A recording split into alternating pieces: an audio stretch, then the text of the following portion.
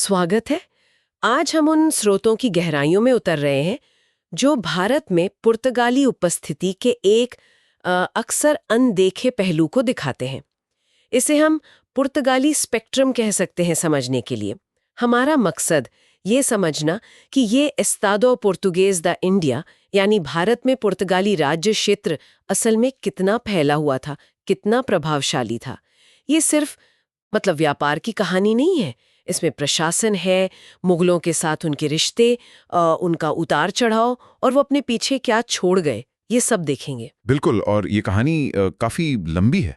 सोचिए 15वीं शती के बिल्कुल अंत में वास्को डी गामा आए और ये सिलसिला चला 1961 तक, जब गोवा, दमन और दीव आखिरकार भारत का हिस्सा बने। हाँ, ये बात तो है। दिलचस्प बात यह है कि वो यहाँ आने वाले पहले यूरोपियन थे और जाने वाले वो आखिरी थे। सही। तो ये अपने आप में एक बड़ी ऐतिहासिक मौजूदगी थी। ठीक है, तो चलिए इसी से शुरू करते हैं। ये एस्तादो पुर्तगेज द इंडिया, इसका पैमाना क्या था? ये कितना बड़ा था?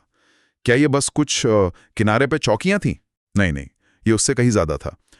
वास्को डी गामा के आने के आप मानिए 50 साल के अंदर ही उन्होंने भारत के कई तटीय इलाकों पर अच्छा खासा नियंत्रण जमा लिया था। ये सिर्फ चौकियां नहीं थीं, बल्कि बड़े इलाके थे। अच्छा, जैसे गोवा, वो तो उनका सेंटर था ही। उसके आसपास तट के करीब 60 मील पर उनका कब्जा था। 60 मील काफी बड़ा है। हाँ, फिर पश्चिमी तट पर अगर उत्तर की तरफ देखें तो मुंबई से दमन और दीव तक, और गुजरात के पास भी एक पट्टी पर उनका कंट्रोल था। इसमें 4 बड़े बंदरगाह थे और सैकड़ों शहर और गांव आते थे। बाप रे! तो सिर्फ बंदरगाह नहीं, पूरा इलाका ही उनके हाथ में था एक तरह से। बिल्कुल, और सिर्फ पश्चिम में ही नहीं, दक्षिण पश्चिम में मालाबार तट पर भी उनका दबदबा था। मालाबार पर भी? हाँ, भले ही वो सीधे कब्जे में ना हो, पर मैंगलोर, कन्ननौर, कोचीन, कालीकट, इन बंदरगाहों पर उनके किले थे, चौकियां थीं। इनके जरिए वो मसालों के व्यापार वाले इलाकों के जो स्थानीय शासक थे, उन पर क्या कहते हैं, असर डालते थे। अच्छा, इन्फ्लुएंस रखते थे। हाँ, इसी तरह पूर्वी तट पर भी, चेन्नई के पास सैंथोम है ना, हाँ। और तमिलनाडु में नागपट्टिनम, वहां भी उनकी बस्तियां थी, चौकियां थी। और बंगाल का भी जिक्र था शायद। हाँ बिल्कुल, 16वीं सदी के अंत तक बंगाल के हुगली में भी एक बहुत अहम और समृद्ध पुर्तगाली बस्ती बन चुकी थी। ये तो वाकई एक फैला हुआ साम्राज्य जैसा लगता है, सिर्फ व्यापारिक नेटवर्क नहीं। तो क्या इसका मतलब ये है कि गोवा एक राज्य की तरह काम कर रहा था, अपनी डिप्लोमेसी वगैरह के साथ? हाँ, यहीं पर बात और दिलचस्प हो जाती है। जो स्रोत हमने देखे हैं वो बताते हैं कि गोवा सिर्फ एक एडमिनिस्ट्रेटिव सेंटर नहीं था। उसने उस समय के कई बड़े भारतीय राज्यों के साथ बकायदा दूतों और राजदूतों का आदान प्रदान किया। सच में? एम्बेसडर लेवल पे? हाँ, सोचिए 1570 के दशक से गोवा और दक्कन के सुल्तानों के बीच फॉर्मल संधियां होती थीं, ट्रीटीज, और उन्हें नियमित रूप से रिन्यू भी किया जाता था। अच्छा, वो सिर्फ व्यापारी नहीं थे, वो यहाँ की पॉलिटिक्स में एक्टिव प्लेयर थे। बिल्कुल, वो विजयनगर और दक्कन सल्तनतों के बीच, फिर दक्कनियों और मुगलों के बीच, और फिर मुगलों और मराठों के बीच ये जो पावर बैलेंस की लड़ाई चल रही थी ना, उसमें वो बाकायदा हिस्सा ले हुए थे। ये दिखाता है कि वो सिर्फ मुनाफा कमाने नहीं आए थे, वो यहाँ एक पॉलिटिकल ताकत भी बन चुके थे। जब उनका इलाका इतना फैला हुआ था और वो डिप्लोमेसी में भी इतने एक्टिव थे, तो सवाल उठता है कि इसे चलाया कैसे जाता था। एडमिनिस्ट्रेशन तो यकीनन कॉम्प्लेक्स रहा होगा। हाँ बिल्कुल, देखिए प्रशासन का जो हेड था वो वाइसराय होता था।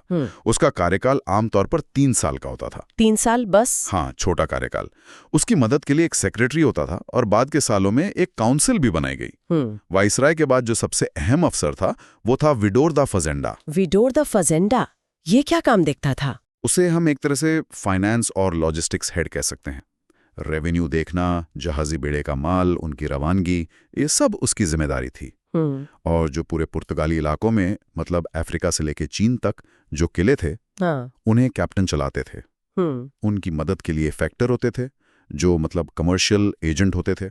अच्छा, लेकिन यहाँ एक बड़ी चुनौती थी। क्या चुनौती? कम्युनिकेशन की। सोचिए इतनी लंबी दूरियां, संपर्क साधना बहुत मुश्किल था। इसका नतीजा ये हुआ कि इन कैप्टनों के हाथ में बहुत ज्यादा ताकत आ गई। और स्रोत साफ इशारा करते हैं कि इस ताकत का अक्सर निजी फायदे के लिए इस्तेमाल किया जाता था। अच्छा, करप्शन की गुंजाइश थी? कह सकते हैं। पावर थी, दूरी थी, तो उसका गलत इस्तेमाल भी हुआ। अब धर्म की बात करते हैं, ये हमेशा एक सेंसिटिव पहलू रहा है।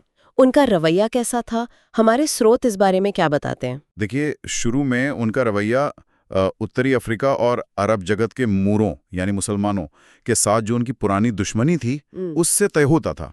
जब वो पूरब में आए तो ईसाई धर्म फैलाने और मुसलमानों के प्रति सख्ती बरतने को लेकर काफी उत्साहित थे। और हिंदुओं के प्रति? शुरू में हिंदुओं के प्रति वो कुछ हद तक सहिष्णु थे, टॉलरेंस थी। लेकिन ये नीति नाटकीय रूप से बदल गई। कब बदली? जब गोवा में धर्माधिकरण यानी इंक्विजिशन की शुरुआत हुई। ओह, इंक्विजिशन। हाँ, और ये सिर्फ नाम का धर्माधिकरण नहीं था, इसने हिंदुओं पर भी जुल्म ढाए। ये उनके धार्मिक उत्साह का एक बहुत ही स्याह पक्ष था। स्रोत इस बारे में काफी स्पष्ट है। ये तो बड़ी विरोधाभासी बात लगती है। एक तरफ इतनी असहिष्णुता, गोवा में इंक्विजिशन, और दूसरी तरफ हमने सुना है उन्होंने अकबर जैसे मुगल बादशाह के दरबार में मिशन भेजे। ये थोड़ा अजीब नहीं है? हाँ, ये विरोधाभास इसे दिलचस्प बनाता है। देखिए, अकबर को धर्म और फिलॉसफी के सवालों में गहरी पर्सनल दिलचस्पी थी। उन्होंने खुद 1579 में गोवा एक खत भेजा और विद्वान पादरियों को बुलाने का अनुरोध किया। अकबर ने खुद? हाँ, चर्च के अधिकारियों को लगा कि शायद ये बादशाह को ईसाई बनाने का मौका है, तो उन्होंने रोडोल्फो एक्विवीवा और एंटोनियो मोंसेरेट को भेजा।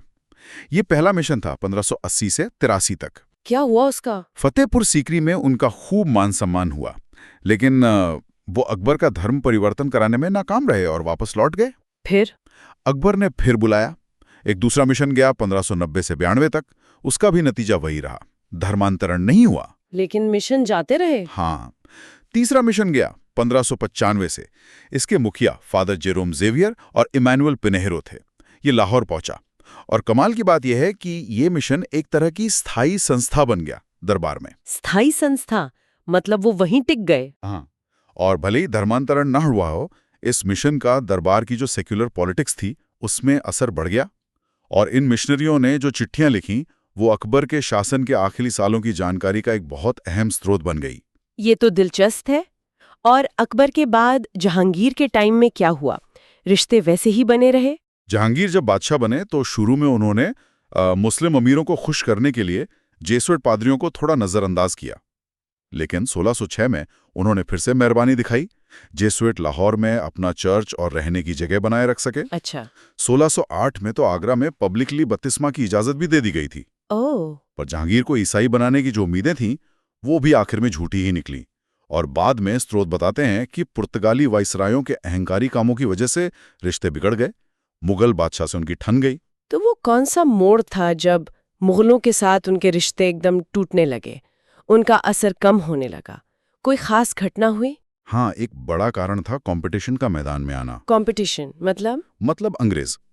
1608 में अंग्रेज कैप्टन विलियम हॉकिंस अपने जहाज हेक्टर के साथ सूरत पहुंचा।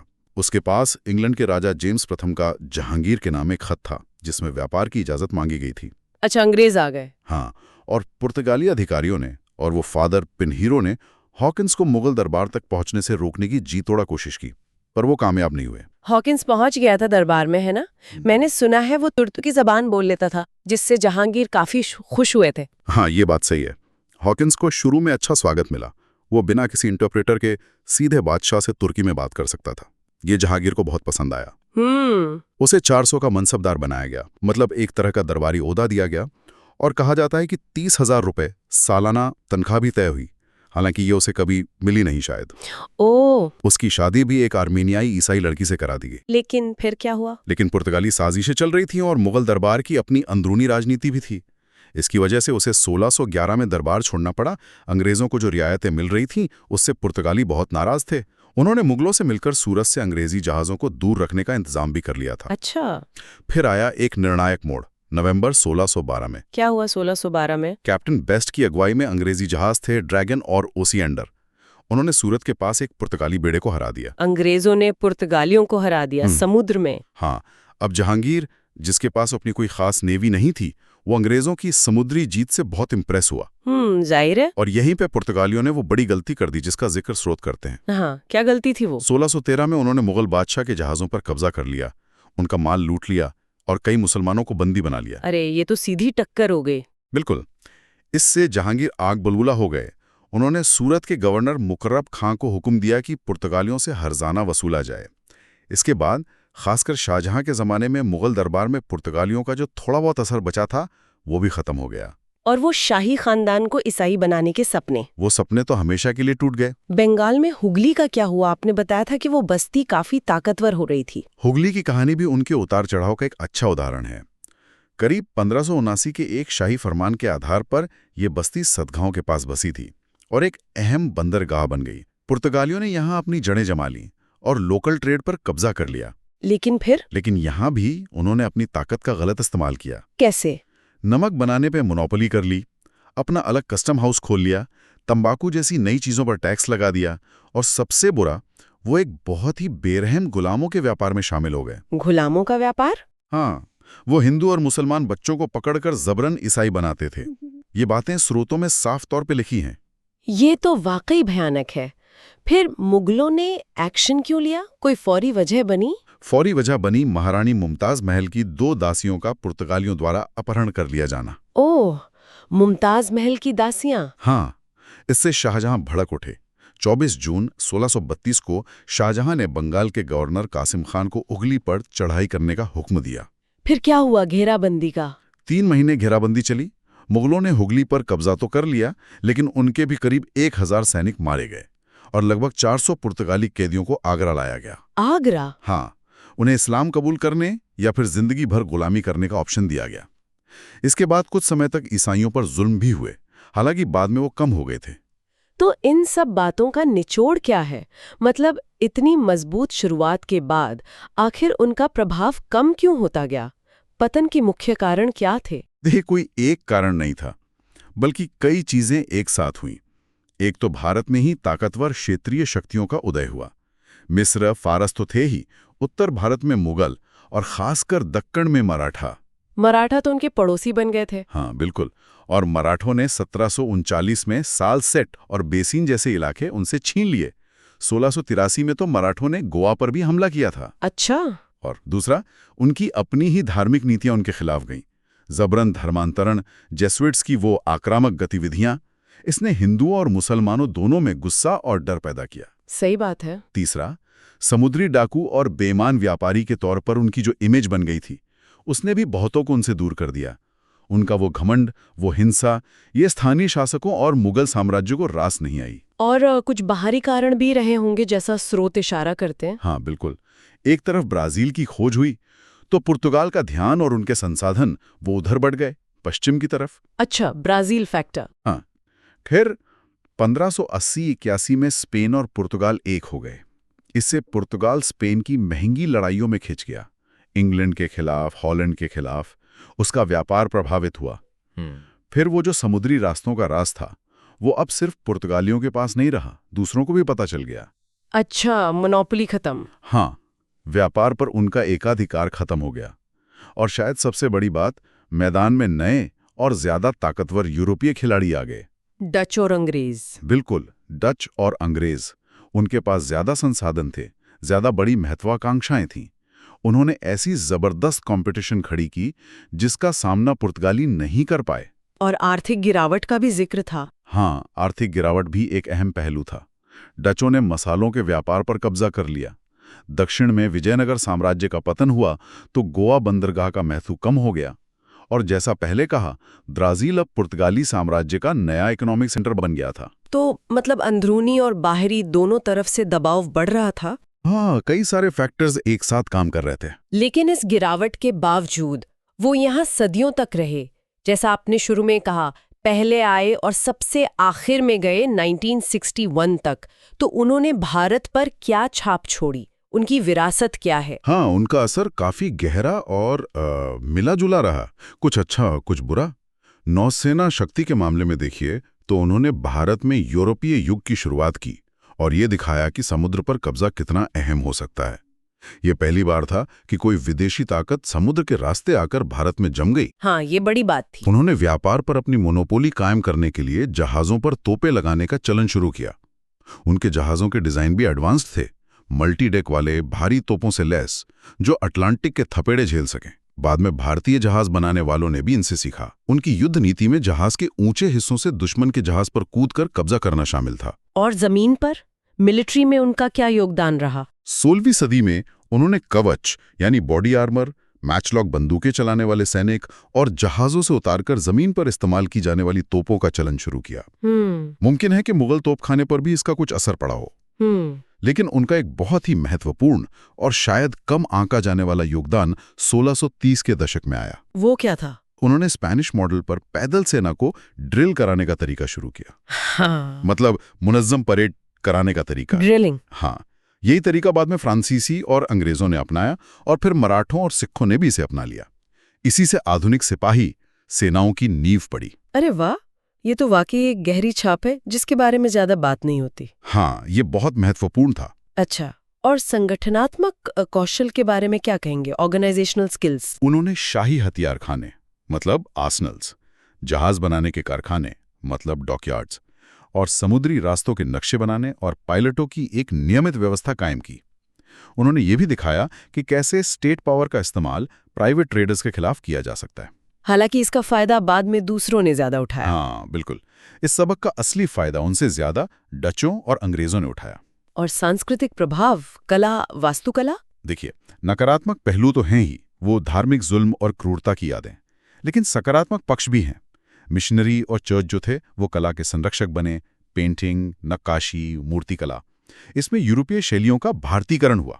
अच्छा। गोवा सोने चांदी के काम का एक मशहूर केंद्र बन गया, खासकर वो फिलिग्री वर्क यानी बारीक तार का काम और जड़ाऊ काम के लिए। गोवा का गोल्ड वर्क तो मशहूर है। हाँ, और आर्किटेक्चर में उनके चर्चों के बाहरी डिजाइन तो अक्सर सादे होते थे, सिंपल, लेकिन अंदरूनी हिस्सों में लकड़ी का बारीक काम, मूर्तियां और छतों पर पेंटिंग्स वो कमाल की होती थी। तो कुल मिला के एक बहुत ही जटिल तस्वीर उभरती है। वो खोजकर्ता थे, निर्माता थे, राजनयिक थे, लेकिन साथ ही उत्पीड़क और समुद्री लुटेरे भी थे। उनकी लंबी मौजूदगी, लगभग 450 साल, इसने भारत को उन तरीकों से गढ़ा है जिन्हें हम अक्सर नजरअंदाज कर देते हैं। बिल्कुल, उनके संपर्क, उनके लाए हुए बदलाव और आखिर में उनका पतन, ये सब सदियों से बदलती हुई शक्ति, व्यापार और धर्म की कहानी कहते हैं। वो सिर्फ इतिहास का एक पन्ना नहीं है, बल्कि भारतीय इतिहास की एक लंबी और असरदार कड़ी थे।